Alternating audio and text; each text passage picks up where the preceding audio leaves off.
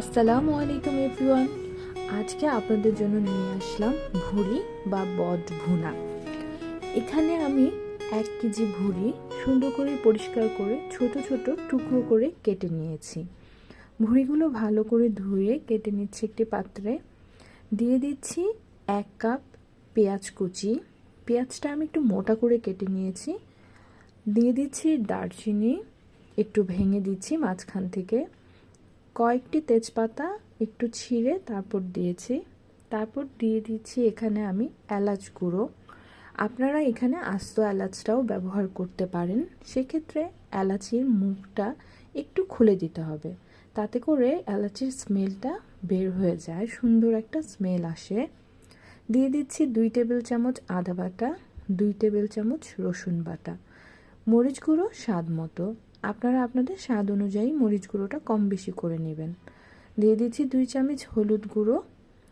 তারপর আমি দিয়ে দিচ্ছি এখানে ধনিয়া গুঁড়ো 1 টেবিল চামচ।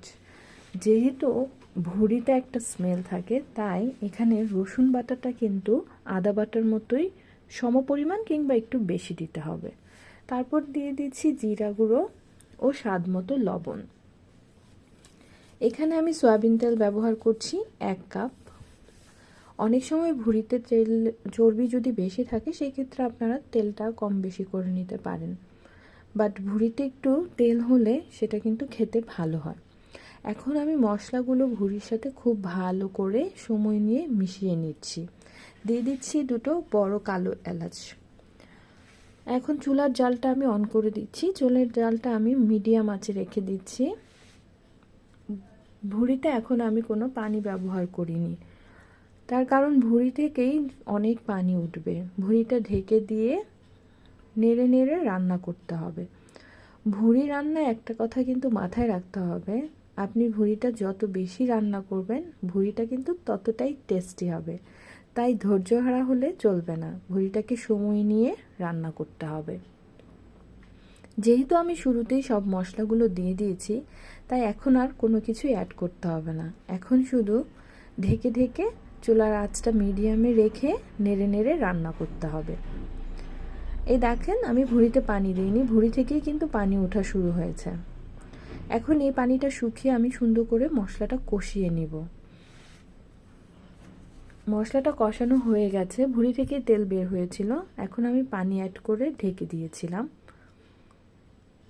এই তো ঢাকনা খুলে আমি একটু নেড়ে দিচ্ছি, আবার ঢেকে দিব বেশ কিছুক্ষণের জন্য।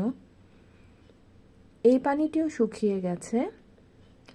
ভালো করে নাড়া দিতে হবে, না হলে কিন্তু নিচে লেগে যেতে পারে। পানি শুকিয়ে যখন তেলটা উপরে চলে আসছে, আমি এখানে অ্যাড করব কিছুটা আলু। ভুড়ির সাথে আলু আমার বেশ ভালো লাগে, তাই আমি এখানে আলুটা ব্যবহার করছি। আপনাদের যদি ভালো না লাগে আপনারা স্কিপ করতে পারেন, বাট ভুড়িতে আলুটা কিন্তু একদম ভুড়ির মতোই খেতে হয় যখন ভাজা ভাজা হয়ে যায়। এখন আমি বেশ কিছুটা পানি দিয়ে ঢাকনা দিয়ে ঢেকে রান্না করব আরও 2-3 ঘন্টার মতন। আর এই 2-3 ঘন্টার সময় আমি শুধু ঢাকনাটা খুলবো, ভুড়িটা নাড়বো, আবার ঢেকে দিব। এই টাইমটুকু একটু ধৈর্য নিয়ে করতে হয়।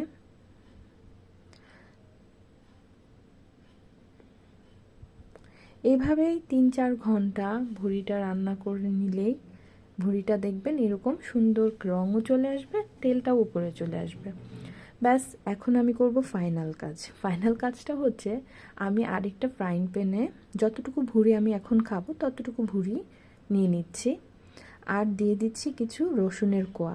এই কাজটা কিন্তু অবশ্যই করবেন।